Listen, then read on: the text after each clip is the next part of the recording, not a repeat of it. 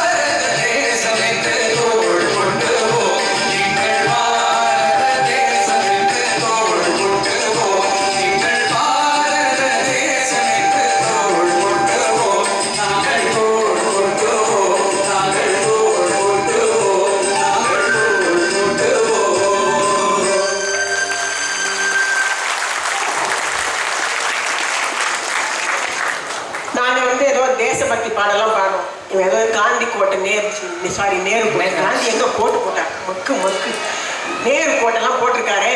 அதனால இவர் இந்த மாதிரி பாட்டெல்லாம் தான் பாடுவான்னு நினச்சிக்கிட்டீங்க இல்ல? இல்லை, இப்போ நான் அவர் தோலை உரிச்சு காட்டுறேன். தமிழ் வளர்த்த திரை இசையில நீங்க வெறும் இந்த மாதிரி பாடல்கள் மட்டும்